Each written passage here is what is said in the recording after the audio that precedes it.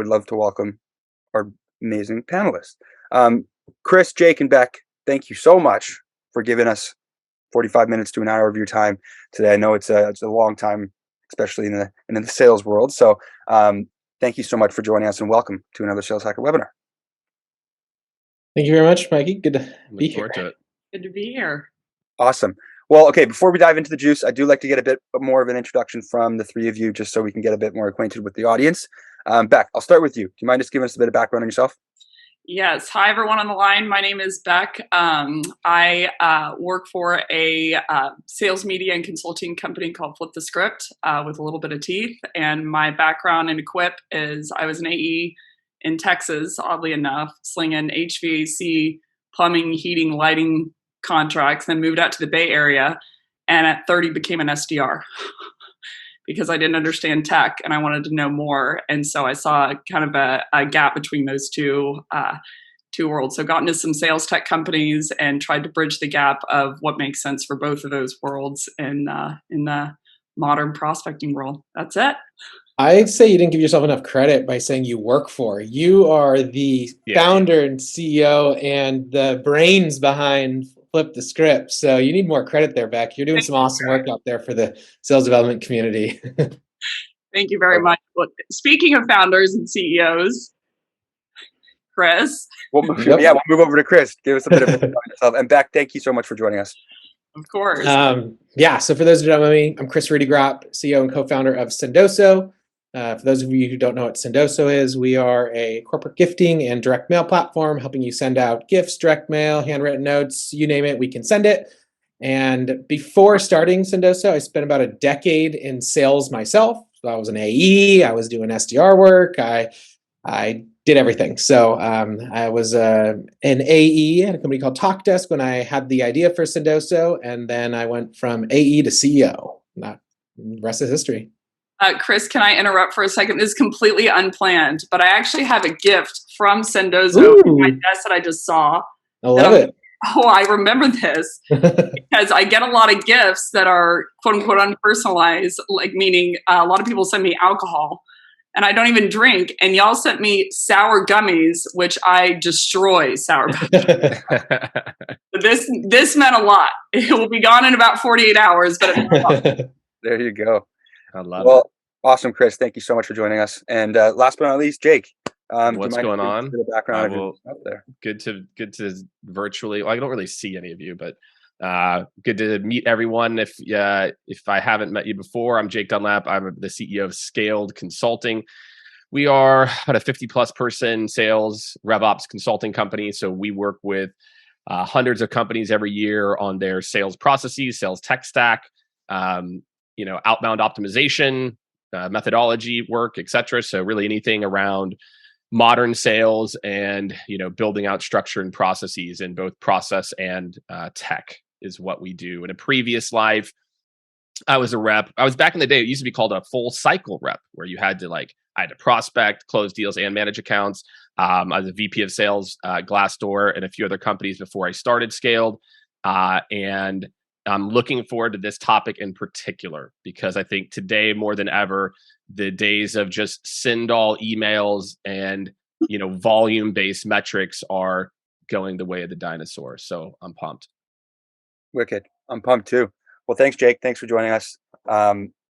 Super excited to hear what you all have to say here. And again, remember everybody, go to the Q&A, put your questions there. It's your chance to get those answered. Okay.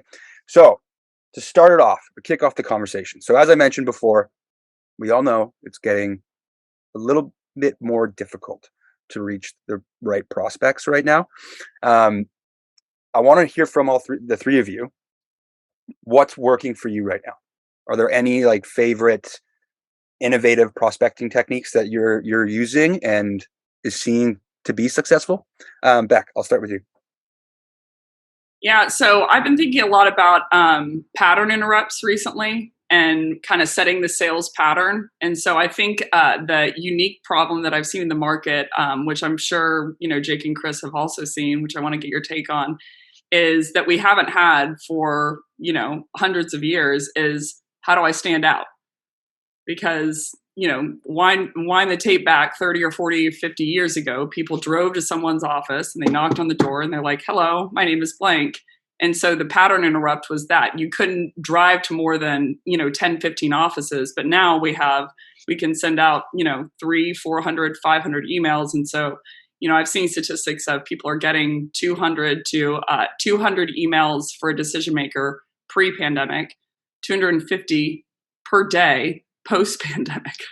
So the first one is like, how do I stand out of the fold? And to me, that's standing outside of the normal sales language that normal sales reps are saying. So looking forward to it, just checking in, just circling back, just bubbling this at the top of your inbox. Happy Monday. Hope you and your kids are safe during these uncertain times. Like, we know all the phrases like quick chat, quick question. We're the number one blank that helps blank do blank. Here's our case studies, like standing outside of that language so that people don't log into the email. And I'm going to kick this to the crowd. When you log in on Monday morning and your email implodes, what do you do? What's the first thing that you do? Chris, actually, I'm going to ask you that. Before I even drinking my coffee, I'm swiping, getting them all out of my inbox as fast as possible. And do you open all the ones that you delete? Sometimes I'm just looking at the subject in the first handful of words even. Totally. Totally. Yeah. And so I think, emails aren't even getting opened, because we hit the normal sales pattern. It doesn't have to be a bad pattern. It just has to be, typical pattern. So I think that I've been thinking a lot about how do I stand outside of the words that most salespeople, are saying. Mm-hmm. There's only like 300 of them, I get the any thoughts on the above email all the time. Okay. Just to bump it up. But yeah, love that. Jake, do you have any thoughts on that? Yeah, I mean, I love what Beck said. I actually feel like the bar is so low to stand out right now that with with this much thought, the bar is so ridiculously low to stand out. And again, whether that's being relevant or personally, we talk about a lot about the difference between relevancy, which is really an understanding of what a buyer is actually doing in their job and that industry and a deep knowledge and understanding. And then there's, kind of personalization, which is like the customization things that we see. And I think what we're seeing is with a very small amount of customization or relevancy, it's actually not that difficult to stand out because everyone's just hitting the send all button. Nobody's making calls anymore. And so, video, gifting, obviously, a little bit of relevancy in your email interactions, and really truly having to be, we call it like omni-channel, where, different people like to consume things in different ways. We've seen LinkedIn direct DM one-to-one videos just destroy, which is when you're a first degree connection, you can use it only on mobile. You can send a one-to-one video. So candidly, there's a lot of different plays and we'll get into them. But the overall theme that I would give to anyone listening is if you literally take 2 minutes to just go like this, you are already in the top 5% of people that are doing outbound right now. So the bar is not as high as people think to really stand out.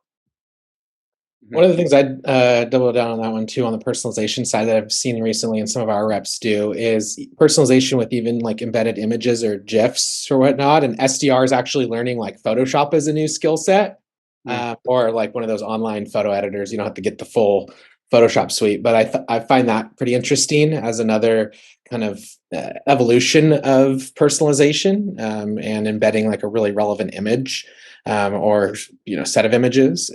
So I thought that was pretty interesting. I've seen, and then I think there's a comeback of PS. I've seen prospect emails that use PS really well lately, which I find is another way just to put a blurb in there that maybe is not as structured of the message, but I tend to read it.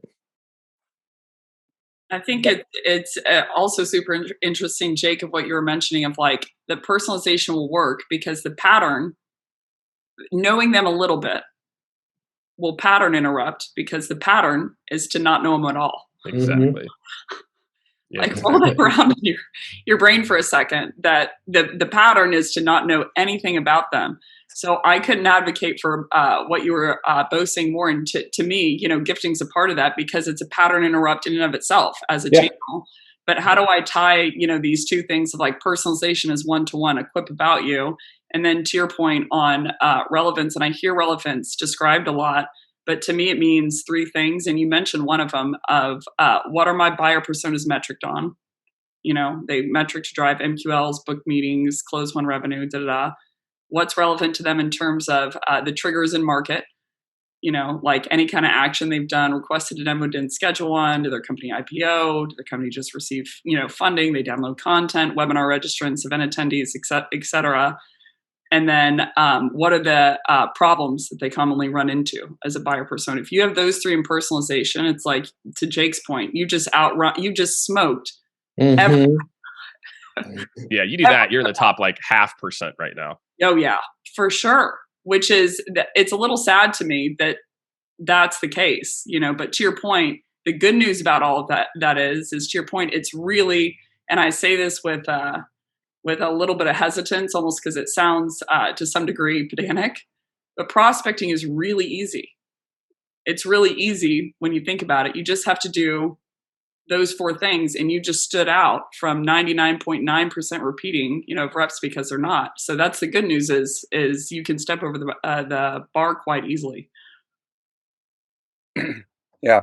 Do the three of you have any examples specifically of what worked for you? I mean, I'm happy to kind of jump in and start. I'll give two examples, and I think we'll talk about gifting in particular. What also doesn't pattern interrupt is generic gifting. So just to be very clear, generic send all videos, generic gifting or start like that also does not work. So 100%. just to kind of like clear that out for a lot of people, like please don't send me any more socks. I don't want your customized socks. I give them to my 7-year-old. Okay, please, no more custom socks. What works from a gifting standpoint, I'll talk about an iPad campaign. We worked with a iPad waitlist management. They ended up getting acquired by Yelp. And so what did we do? We did a professional video. We preloaded it on an iPad and we shipped it to decision makers. We got a 75% response rate. Why? Patterned this up, super relevant gift, right? And so that was by far, I think, one of the most interesting ones that we've done. Is again, when you're going to pattern disrupt, be smart, be relevant, be clever. Right? It's not that we are an iPad waitlist management. So we can spend $400 to get it. Like, it's just, if you really think logically, you'll come to a conclusion of what is that logical gift or idea that you could wrap, not just like a cheesy saying. And then number two, and I briefly touched on this, what we are seeing work again, almost every sector is one-to-one DM videos on LinkedIn, which is basically if you are a first degree connection, there's a plus button, it's a video button, and you can literally send it like this. It takes 25 seconds. Because again, guess what? Pattern disrupt, and it has to be personalized. There's no way to bulk upload. And so again, the themes there are it has to actually be relevant to the person you're reaching out to. And again, a little bit of extra work. Everyone always says, how do I make it scalable? Like, it is scalable. You just can't hit send all. Just because you can't hit send all doesn't mean that something's scalable. And so those are two like very real ones that we've done that are around like gifting and video that we've seen a lot of success with. I love that quote of just because you can't send all doesn't mean it's not scalable. That's like should be the mantra. People will be like, how do you scale it? I'm like, scale what, Brendan? Scale results or scale activity? Like, Exactly. which one are you talking about? And to the crazy point that you just brought up, I was like, Jake for president. Is people say like, okay, well, they keep going back to activity, which I think is a part of the game. Don't get me wrong. Like, you can't just send one really personalized email and gift and be like, well, I did my job for the day. But I looked up at industry activity metrics, and they were a la Bridge Group and Topo research, 40 dials per day and 30 emails per day for a full-time prospector. And so I'm like, okay, how do I personalize this? Like, I'll take that as scale even. Like, let's put the results aside, that I've seen 4x, 5x, 7x results of personalization. Let's just take that industry activity metric, and I could still get out, 50 emails at minimum per day and 60 calls per day with personalization. So to your point, it's like, think about the things that you're trying to scale, and then how do I scale those up? But Darren, I think he asked a good question. Am I allowed to like hijack the questions in the chat? Yeah, go for it. Totally. Allowed to do that. So I think Darren, and you'll have to correct me, he was asking about what are the three things that I talked about including in outreach. Do you mean the 3 parts to relevance or the 3 parts to pattern disruption? I'll cover relevance while you can type, but relevance comes down to their business metrics. What are they trying to achieve? What are the triggers? And then that they're seeing in market or according to a buyer persona, like did they download content? Or did they IPO, company funding, request a demo, didn't schedule one? They just bought tech, for instance, they just integrated tech. Like, heck, here's a competitive play that has worked wildly well. If I want to know who my competitors are working with, go to their LinkedIn page and see who's following them and see who's making comments on all of their posts. And all of a sudden, you have a hotbed for people who are likely about to buy them or have already bought them in the past. But that's the second part, is triggers. And then the third part is what problems, business problems, do they normally run into in the day. So I just wanted to answer you. Jake for president. I can follow on your question, Mikey, around some of the cool things that are. I try to pull a couple of ideas that I've seen from our customers and what they've sent out as just fun, creative ways. And I think the overarching theme of things that I pulled out is kind of creativity. And I think creativity is like a really key skill that SDRs and AEs need to embrace, need to almost practice. And how do you get better at it? And so I think creativity is one of the obvious drivers of a good pattern disruption. But one of the things I saw was an ABM cookbook, which kind of gave you ideas, but in like more of a looking like a cookbook. And there was some really like high-end kitchen utensils along with it. So I felt like there was a very good, like interesting send. I've seen people there, and that was by Terminus. One of our customers, QTS, sent out one of those old school viewfinders, which, if you're, dating yourself, but if you're of age to remember those, then you're like kind of nostalgia. And I think that goes back to other things where nostalgia can be a really good personalization factor. There was another send by Uberflip who created this like game called Content Feud, which was like a kind of a recreation of Family Feud, but with like trivia and stuff. And so again, pretty creative there. There was I like this one. There was like a multi-send where a T-sheet sent seeds and then a week later a watering can. So it's like you're getting into their brain twice, which I thought was pretty creative. And then the rack of ribs story. People are probably like, what does that mean in the title of this? So this actually came through one of our reps here at Sendoso. We were at a conference about a year and a half back or so, or 2 years ago, and someone was on crutches and broke his rib. And so the AE followed up and sent a rack of ribs as just like a funny follow-up, which like landed really well and got him a meeting, got him a deal. So risky, but fun. I mean, I think it's like how personal can that? I mean, they had a personal conversation about breaking the ribs, and there was a play on like skiing and stuff, but it was like, something that was pretty funny to see being sent. Yeah, all just examples of relevant, right? Like it's relevant. Like every example, and again, like even the Terminus one, I think is a really interesting one because it's not a cookbook, isn't Terminus, but the way it's deployed. And I think like in sales,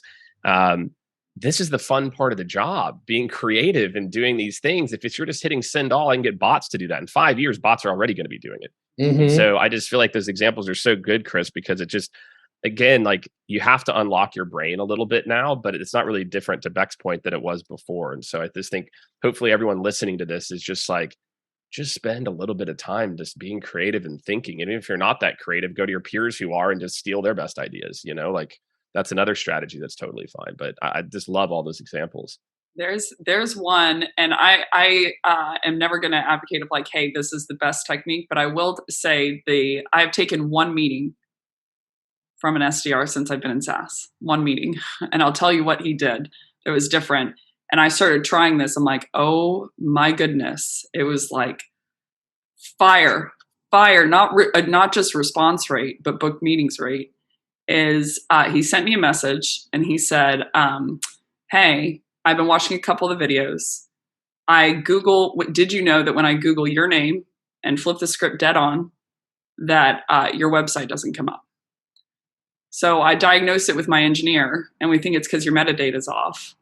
And so if you'd give us, 15 minutes to explain what we think is going on, I don't know if you're based on lead count, but if you are, then this could be hindering you. So 9 p.m. on a Friday night. So I ping him back and I said, what's your number? He gave it to me, and I called him and I said, dude, you can have the keys to my car. And he starts laughing. And I was like, yes, you can have a meeting. I'm like, you just found a problem for me that I didn't know existed. So the fastest way, in my opinion, is to find a problem that prospects are experiencing, and you're going to have to go on overt indicators. So a great example of this is a lot of times whenever I'm selling into deals, I'll request a demo and I'll download content and I'll go in through the chat box and I'll just document my journey. And then I'll do the same to their competitor and I'll document my journey there. How many times did the reps call me? Did they leave a voicemail? How many times they email? How quickly? I don't know if that means that they have a churn problem on their demo request line, but on average, I've been seeing 9 to 25% of people who request a demo actually get a demo because of how bad that process is. And so I usually go into these enterprise, gigs, and in the final presentation, I'll be like, hey, so I requested a demo. And here's my journey. And I'm like, your rep called me once. They sent me one email 8 days later. And I didn't hear anything after that. I did it to your competitor and they sent me 3 emails. Called me 4 times, left a voicemail, added me on social. And then I just shut up and watched the room implode. Watch the room implode. And I think a lot of reps struggle with, especially early on in their career, how do I build credibility? I'm so young. How do I build trust with someone? How do I build rapport? And I'm like, rapport is a French term that means to be brought back. And if I had to guess what that means, it's that you're on opposing sides to your prospects. You want to sell more stuff. They want to buy a few amount of stuff. You want to sell at a high price tag. They want to sell at a low price tag. So you have mutually exclusive goals. So you're opposing. And it's restoring yourself back to the side of your prospect of how can I solve their problems? And that puts us on the same team. So it's to do that, if you just can find a problem that it generically, to your point, Jake, that they'll have of relevance is always going to work better than irrelevance. Typically companies are running into this. If you could go check back at your demo request conversion, and if it's anything below 65%, I have an idea on how we could quicken that and increase response rates or increase book meeting rates.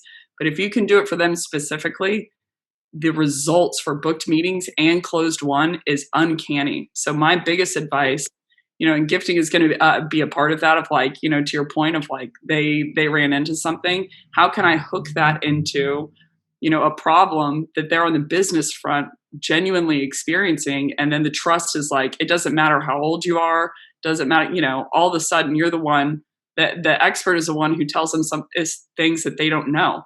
So if you can tell them problems that they have that they didn't know about, all of a sudden they're not questioning your background so much. Total. One thing going back to what Jake said, and I think this is a tactical takeaway for the audience and what we're doing here at Sendoso. To your point on if you don't have an idea yourself, steal from others. One of the things we've done is we've put in place this power hour. I mean, it's kind of an age-old concept, but what we do is, the SDRs and AEs, they're prospecting power hours. And then based on how they set that meeting, they're dropping in the call recording so that they can share that conversation. They're dropping in the last email that got that meeting. And so there's a bit of sharing and collaboration and ooh, good idea. Or, oh, that's a really good, conversation. I'll steal that line. And I think that can help people, one, celebrate wins, but two, learn from others on the team, which is a great way, especially in this virtual world where in some sales teams, they're not in the sales pit anymore. Back in my day when I was in sales, I would just hear those conversations, on the floor, but you got to be creative now that things are slightly different.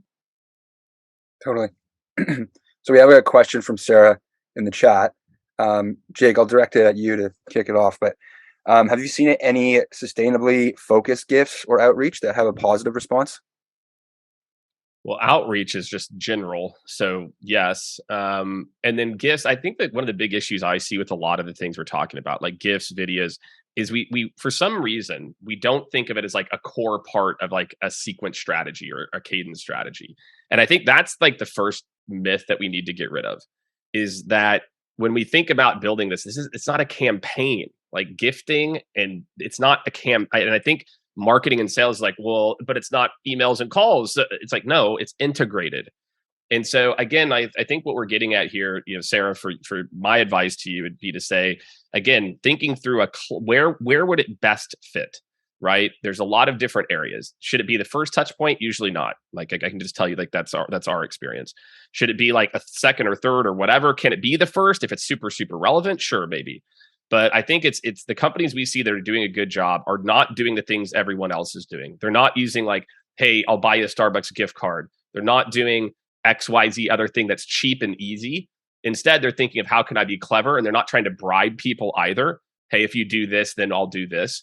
But they have it integrated in as just a part of a step for like, certain, like level of sequences. So it's not necessarily like an exact play, but it's more of just more of what we've been talking about, relevancy, and then moving away from the mindset that if something is not an email or call, that it shouldn't be a normal part of a process, versus thinking of gifting and some of these other things as campaigns. One gift that I saw that worked really well was, and again, this was on me, or on the company that I was with, is they shipped, Chris, you might like this. I hope you add it to your highlight reel. It was with Sendoso.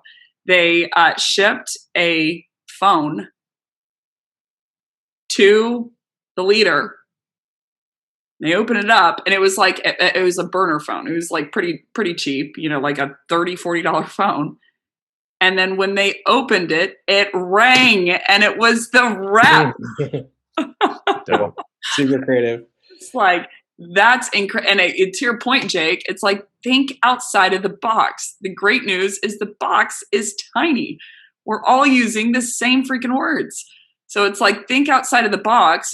Always think about being respectful, being brief, being relevant, being personalized, knowing something about them. It's like there are no rules, other that you're achieving that, and you're not doing this bad list of stuff. Like, think outside of the box, and the world of the possible is like pretty grand out there. So yeah, the rep sent the phone, and this was like a pretty heavyweight within the organization, and they picked up that phone. They were like, this is incredible.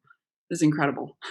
Exactly. And Beck, that example is so beautiful, because it's like, then why, a company like that should pivot every single thing they're doing. That is their only strategy for X period. Like, I think, again, we get so locked into that. Like, that's a campaign. We think of that as like a campaign. It's like, why are we sending any emails or calls? Like, if this is getting a 80% accept, like a meeting book rate, why are we doing this other mindless crap? And I think more people, like, again, if you think outside the box and you find things that work, you've got to stop thinking of these things as campaigns and just integrate it as a part of it. It's a perfect candidate for that. I agree. To answer Sarah's question with a couple other ideas. So one is, I've seen charity donation e-gifts work really well as a way of like a more positive focused send, especially if you do your research and know the recipients interested in, the ASPCA and in animals. And so you can do some donations there. Or if they're more, a woman-owned business, and you're highlighting that in terms of your messaging. So I think there's different ways that you can integrate sustainability if that's key to your business, or you want a merchant that has a pledge for sustainability. And then I think it's just super important that you connect that with like what your business is actually, or what the value proposition you're trying to even get a meeting for in the first place. I think just lobbing over an e-gift or lobbing over some sustainable, coffee mug it is less relevant unless you connect it with bigger messaging. Nice. Love it. Yeah, I remember the last webinar we did with Sendoso. I believe it was the director of SMB sales that was on. And he told us a story of how he'd been working a deal for a long time and was getting pretty far in the deal cycle, but then went ghosted, right? And didn't have anything. So he got the CEO and the CMO's address and sent them both Nerf guns, like the title, right? And then they had a Nerf gun fight, and then next thing you know, they send a picture back to him being like, this is the incredible idea. And then the deal continued, right? And then he ended up closing it, right? So I was just like, that's cool. Okay, so we got a couple questions. Jackie is asked in the chat, do you have any creative ideas for commodity sales that's primarily driven by pricing? I'll start with Beck. Do you have any insights on that? Yeah, so I think I actually, and this is going to sound probably, which maybe it is, ignorant, but I actually prefer when it's a commodity something and like all things are usually equal, because it's really easy to just sell more effectively than other people and prospect more effectively. So I think that these tactics, techniques, different pattern interrupts, like they'll work on, I would say, I'm going to say within the US. I'm going to start there because that's where I'm based and that's where I normally prospect into. I mean, Jake and Chris, you can correct me if I'm wrong, but these are techniques that will work for any industry, or any kind of buyer persona. So like, I think one of the myths, for instance, is that like CTOs aren't creative, so they don't like personalization, or engineering isn't creative, so they don't like personalization. Or you can't, joke around or pattern interrupt with a network security architect because, they're a really technical field. And I actually have found the opposite, that they usually don't get personalized emails and people don't, normally break outside of that pattern and they think that they're only technical. So long story short, I wouldn't say anything in specific to commodity sales, but I would say apply these. I would shift my mindset.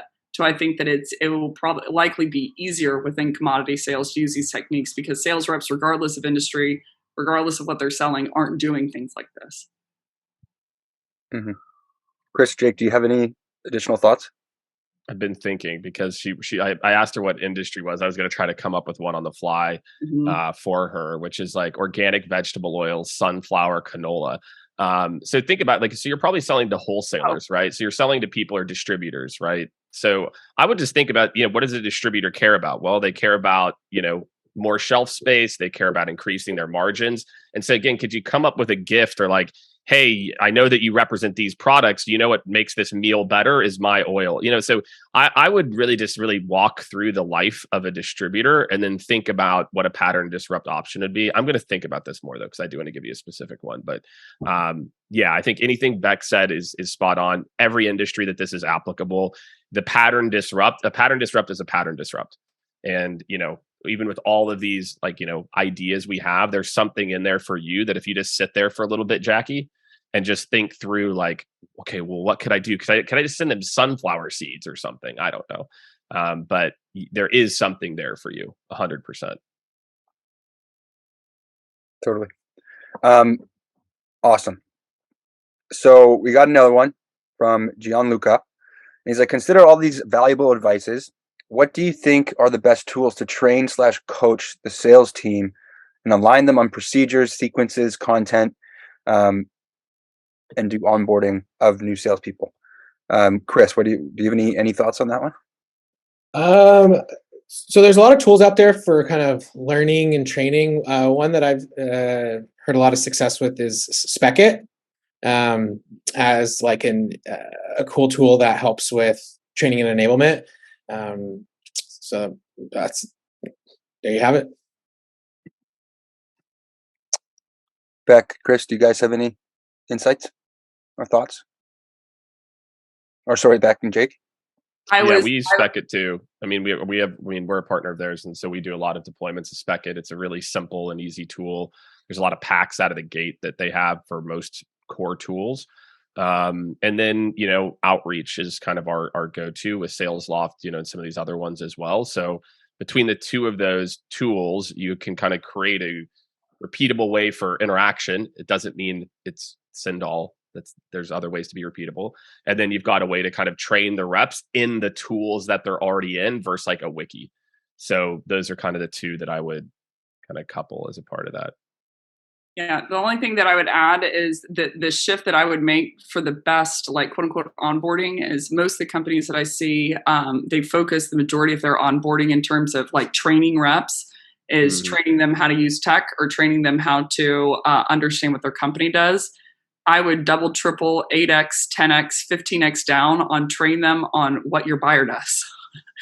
I see these like shady cards at the end of an onboarding deck that's like, oh yeah. And by the way, we forgot to mention our buyers are a marketer and I'm like, this is crazy to me. It really is. I would say I would start from an onboarding perspective. I would go back, to all my sales reps, all my SDRs and say, and this is going to be jarring for you, full disclosure. Like I've sat down with, I would say 95% of the companies that I've, gotten the privilege of working with, I'll just sit down with leadership and say, okay, who do we sell into? Will be 10 leaders in the room.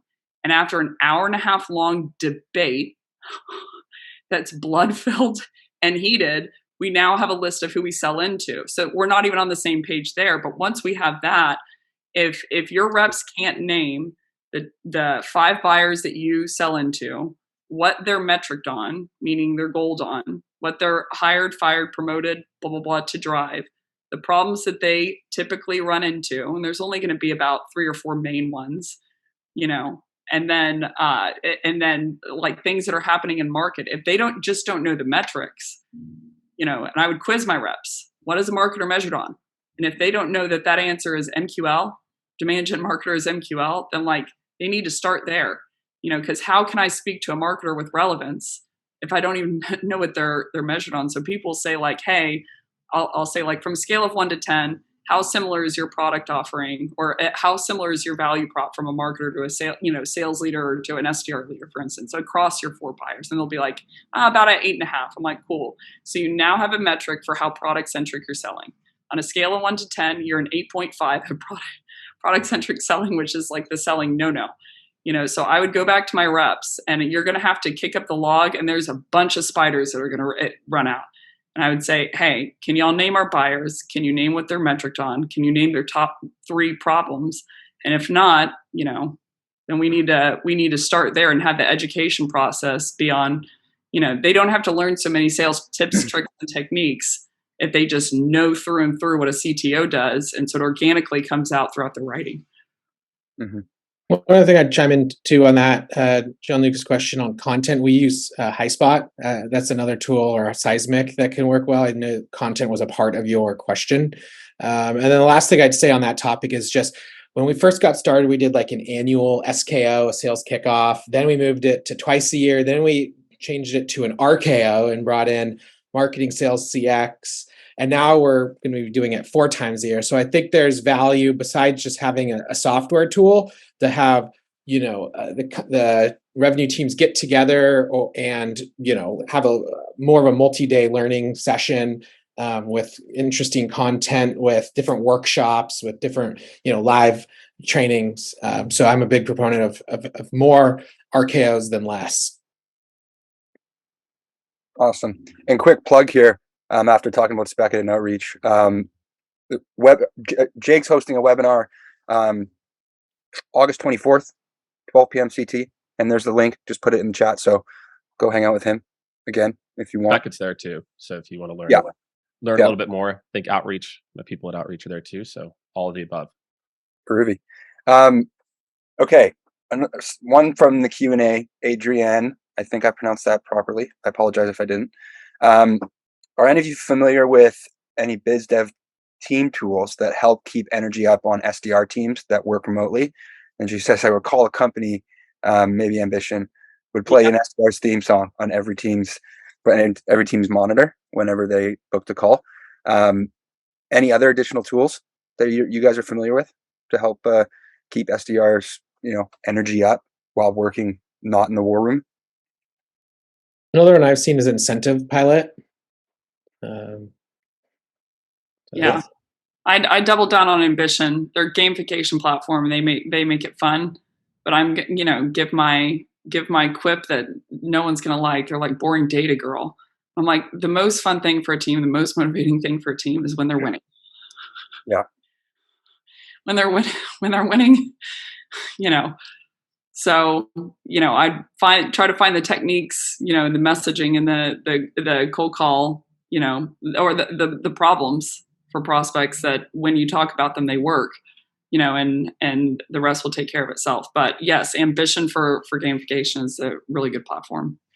And we've built in winning into our culture above and beyond just like, the sales motion, and that, we're on our all hands, like the SDRs, the AEs, the AMs, all hands, there's 1 or 2 that's sharing a win.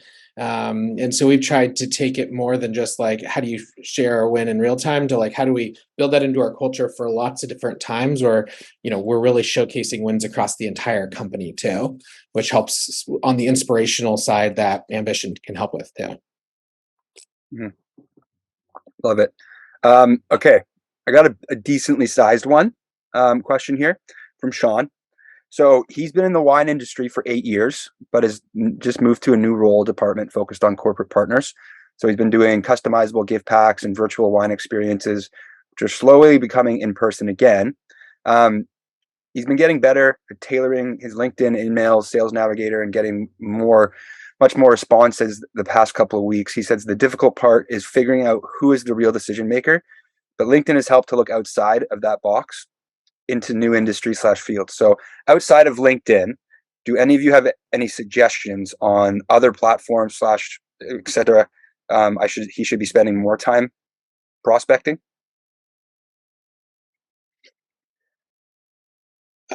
I mean, I'd answer this in a couple different ways. One, I'd say there's other tools like Zoom Info, which, help you map out, the account. And if you're trying to figure out your decision maker, which sounds like the real problem here, there's things you can do even within LinkedIn too, and things that we've seen work well, where you don't always have to go straight to the decision maker first. You could purposefully go much below the line and even talk to, like in our case of Sendoso's case, we might go out and reach out to an AE, knowing that they're not going to be the buyer of Sendoso, but they'd be a user that would benefit from it. We get some intel, build some rapport, and then, ask, hey, who would be the right person to actually buy this?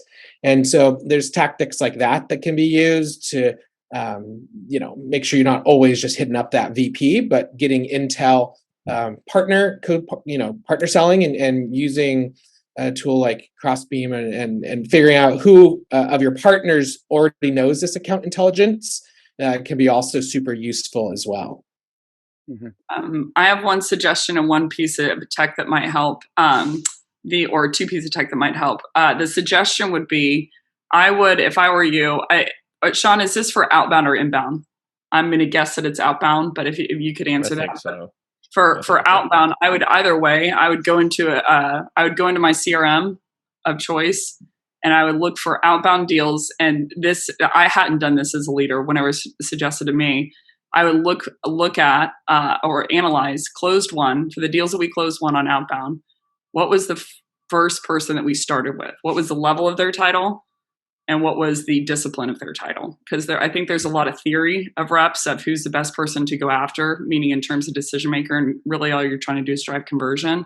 So I would look at the level of title and the discipline of their title for all of your closed won, and let the data do the talking of who the best person is to reach out to. Because from my point of view, I looked back yesterday, and 82% of the deals that I've closed since I've been at Flip the Script, I did not start with the decision maker, nor see the decision maker, meaning the person who signed on the dotted line, the entire cycle. I had to introduce myself on the DocuSign. So point being, I think there's a lot of myth that you have to have the SVP, the CRO of the universe at Oracle for them to sign. And I'm like, yo, the CRO over at Oracle, not that they have one, especially if you hunt up market, senior managers can have budget. But a CRO is going to delineate out any tech purchase, to their teams, to a sales enablement team, or to, someone else to go check out. So my biggest suggestion would be to look in your CRM and see from an outbound perspective, who is the smartest starting point. And I would do per segment, SMB, mid-market, general business, growth, and then enterprise, and see who the smartest person was to talk to at first. But two platforms that might help. If your product-led growth, Groundswell can help, trigger interesting moments. Like if you, sent 15 gifts or et cetera, then they could highlight that person to you. So kind of to Chris's point, even if it's a lower level, quote unquote, this is someone who is solving the problem that they need to solve for using your tech already. And then user gems helps on trigger moments of if someone's a current customer and goes to another account, that is within territory, and they'll even update their email address and their direct dial if it changes. So that's a good way to kind of like expansion sell, but they change to another account. Those are 2 pieces of tech that might help. One other thing to add there that I've seen as a fail when looking at decision makers going too high and asking too much. It's like with the CEO like myself too, I'll get prospected and be like, hey, here's what we do. Can we meet? And I'm like, no, can't meet. Tomorrow. Do you have time in the next day or two?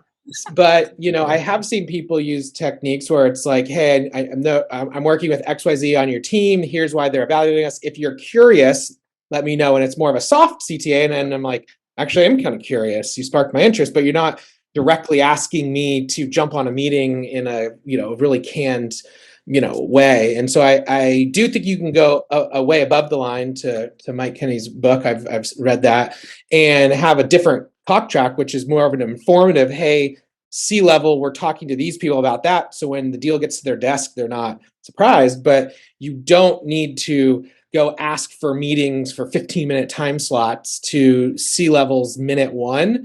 And if you don't get a response, move on. Like that's bad. There's another play to your point that we've done, and Chris, I want to get your perspective on this. That was really successful at my last organization was the CXO pass down play. Mm-hmm. That I would basically go to Chris, give him a quip, give him a piece of content or a gift, and directly ask for the pass down to VP of sales and identify the person for him. Yes. Because I'm like, Chris, do you like helping other people in general? Yes. Do you like spending a lot of time doing it? No. Time piece. Right. So the easier, Chris wants to help, but he doesn't want to spend the legwork that you should be doing as a rep to do it. So I'd identify the person you want to talk to. What do you want to talk to him about? And basically ask them for the pass down. And they would pass down all day long. And then VP of sales gets an email from Chris and they're like, crap, my CEO wants me to jump on the line. And so they jump on the line, all the time. So that's another play that can work really well. Yeah, we've actually done data around that. Like the number, we did a survey of like 200 something decision makers. This is a couple of years ago. And the number one reason that someone took a meeting is my boss told me to. Number one reason. Chris has he's final word. If Chris told me to take a meeting, I would take a meeting. Yeah, of course. Totally. Because it's like, it's to your point that you're like, yes, I'm going to assume that they find value. If they want me to spend their time, my time, which they're paying for, to jump on the phone, they think it's a smart idea, number 1. But number 2, like, that's my boss or my boss's boss's boss who's telling me to do something. So I'm going to jump on the line. I didn't know you had data on that, Jake. That's great. Yeah, that's great data. Awesome. Yeah. Okay. So just we'll go through a couple more questions, and then I'll let you guys give a bit of time back for you guys. But Mike's asking, he's like, this may be a rookie / Dumbo question, never a dumb question. What is the best channel to send a customer gifts? Well, one would be Sendoso through, and would you recommend pre-introducing the gift through an email before sending it?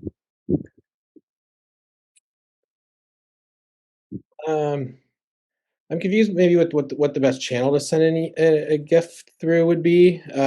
Like, is it like a offline versus email, but like LinkedIn? I think e-gift. I think it's e-gift is maybe what he's talking about. Okay. Yeah, I think that's it means like LinkedIn, email. Again, going back to like Jake's earlier point of like, you have to think about this as a fully integrated strategy, and you should be like designing your sequences with multi-touch throughout the entire process.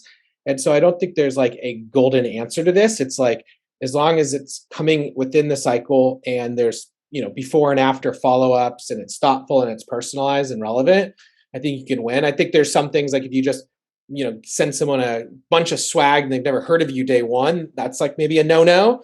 But the other points to that question are really, what else are you sending in that sequence? I need to know a lot more to answer that in a very like educated manner. But my blanket answer would be to really think holistically about the entire buyer lifecycle and thoughtfully each touch. Yeah, most of the e-gift stuff I see is it's spam. It's really just another version. It's like people asking me for 15 minutes of my time to buy me coffee, and they'll send me a whatever. And it's like, do you know what my hourly, like and not to, be conceited, but it's like, do you know what my hourly rate is? Do you know what my time's worth? Like, and you're going to buy me a $5 Starbucks, like most of the e-gifts I see are pretty garbage. So I think if you're going to do it again, be thoughtful, be novel, be clever, and then do what Chris said, which is, make sure it's integrated as a part of it. Something that's worked really well for me, and so everyone's clear on the line, I will accept $5 gift cards from Starbucks. And you can also send it to me. I love Starbucks. If you give it to me, I'll do it. Sour gummies, cookies, brownies, no booze. No booze. I've got a closet full of alcohol. Anywho, point being, something that's worked really well for me in terms of timing is, I would guess, and Chris, you can update me on this, and I think it'd be interesting. Most people that I've seen will send a gift at the beginning of a sequence, and I flipped it to the end when I was sending my breakup email. So my breakup email is actually my strongest performer in terms of book meetings and response. Guess I know how to break up well.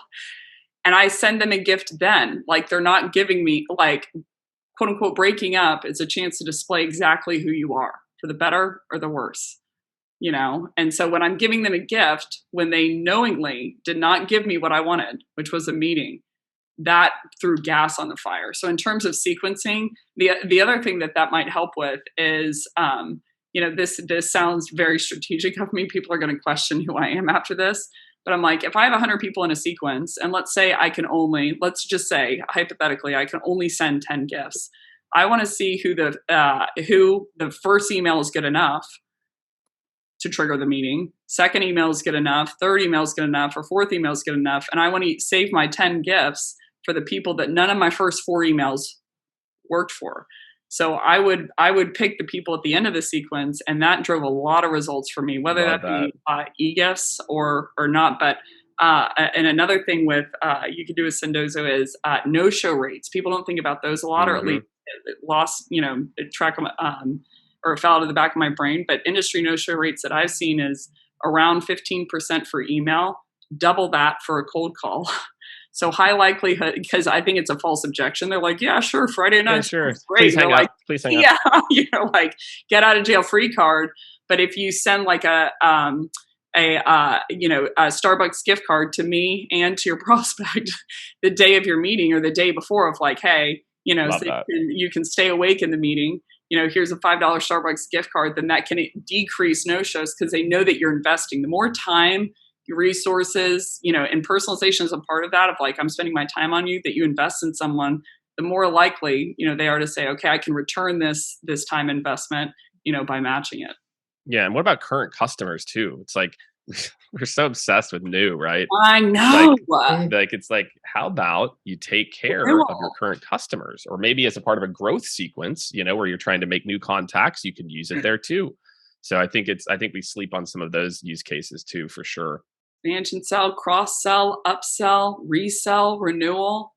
The companies that do that well, and it's like, and I'll see CS reps, if there are any CS reps online, they like send a gift in like November. I'm like, Brendan, the renewal's up in December. The prospect knows what you're doing. Start in January, bro. Like, yeah, haven't heard from you in like 3 months, but like, hey, here's a gift. All here's a contract.